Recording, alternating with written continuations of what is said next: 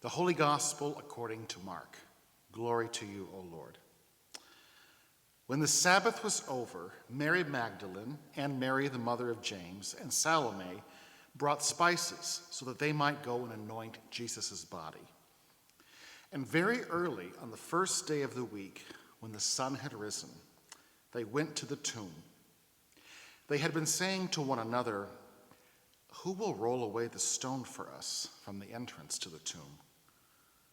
When they looked up, they saw that the stone, which was very large, had already been rolled back.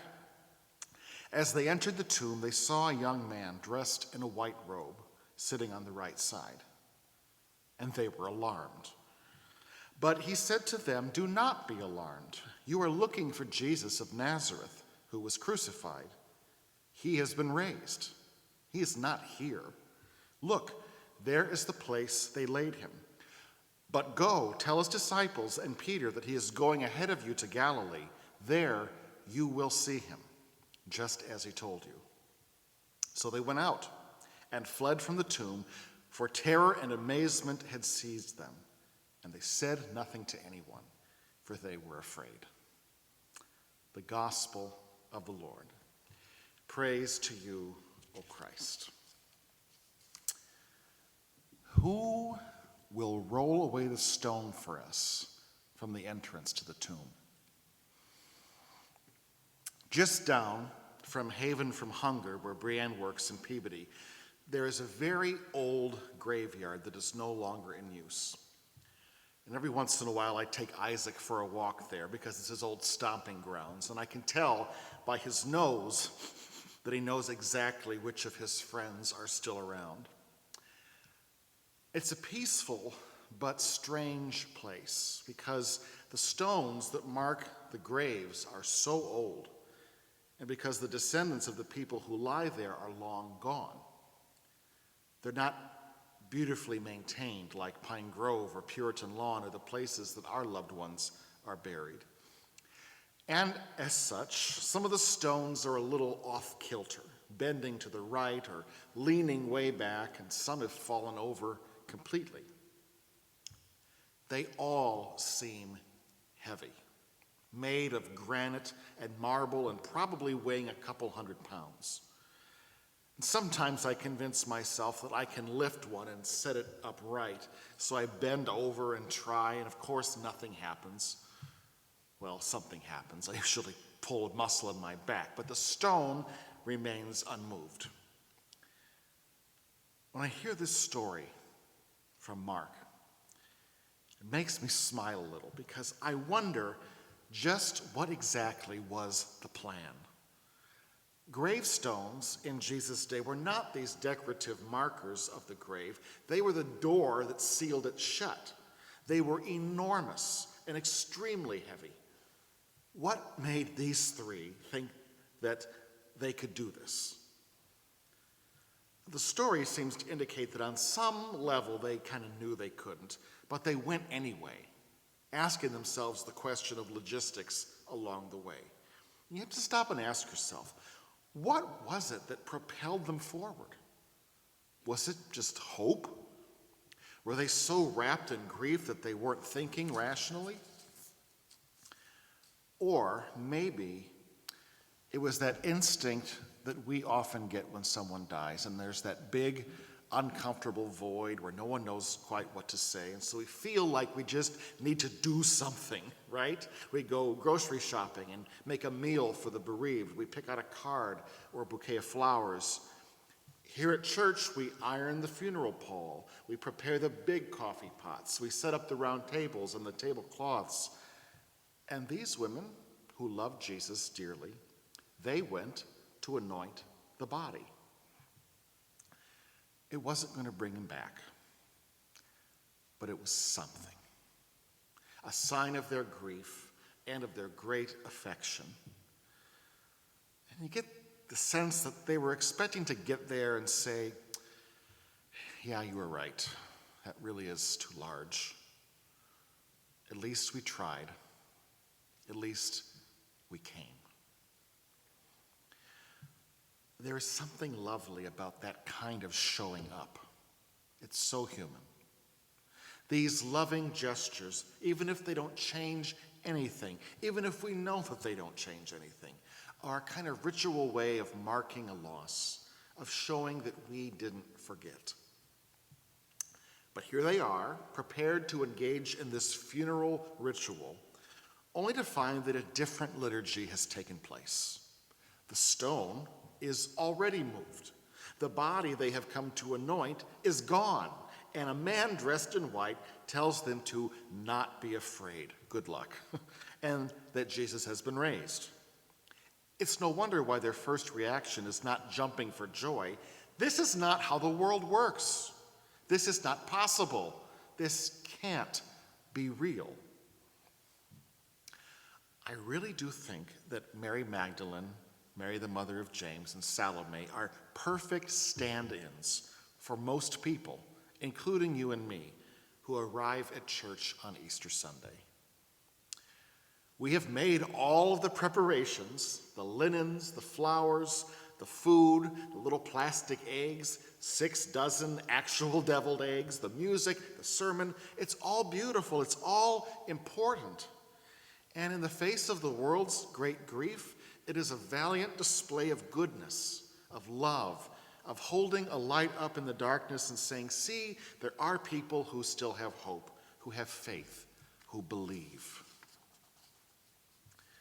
But there's another part of us that also wonders, silently or aloud, if any of it will really make a difference in the face of death. The stone, after all, is so heavy, and there are only so many of us. Let's definitely go. Let's bring the perfumes and the spices and go, but if we can't move it, if the weight is just too great, at least we tried. I joked with David the other day and said, what if on Easter Sunday, neither you or I showed up, but we have Jax waiting at the door, dressed in white, telling people that Jesus is not here, but he's risen and gone ahead of them into the city. Go there and you will find him. Probably would be our last Easter. But that is along the lines of what's happening here. These women came expecting one thing and they found another, namely that it wasn't their job to roll away the stone in the first place. The stone isn't even what it was all about. Neither was it about the spices and the perfume. And isn't that their rituals were performative or empty? Not at all. It's just that for once in their lives, something had actually changed. The thing to which all of these rituals point turned out to be true. And not just true like a doctrine is true. Chris Barnes writes in an essay on Holy Week, the question that Easter asks of us is not, do we fully comprehend the doctrine of the resurrection? The women didn't. I believe the words were terror and amazement had seized them.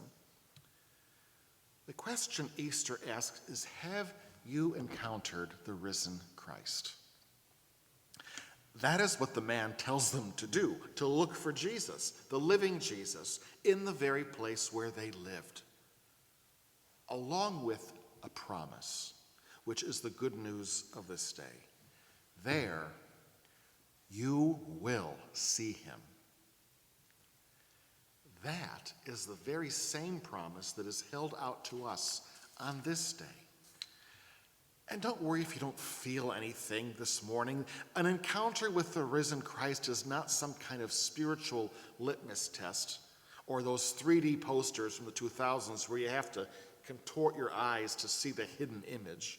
No, Jesus isn't hiding anywhere.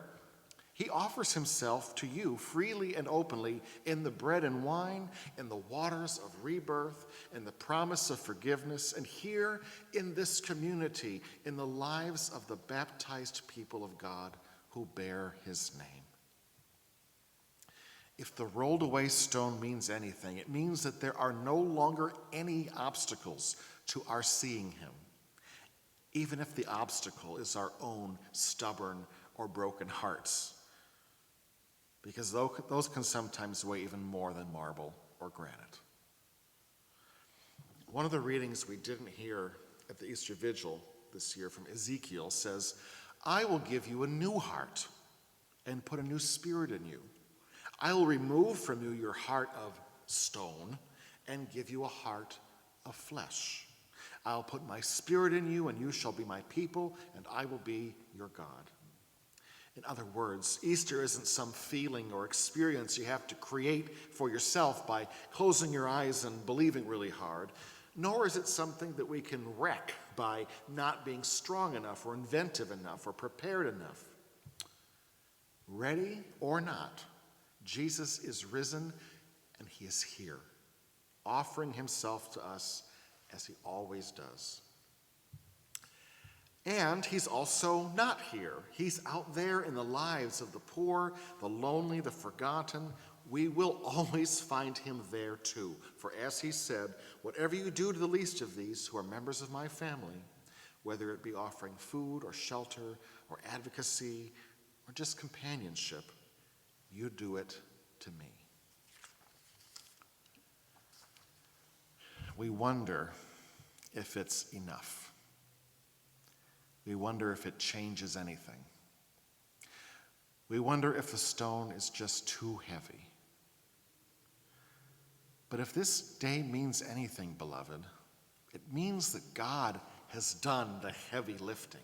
And any question of is it enough or am I enough is crushed beneath the weight of that rolled away stone.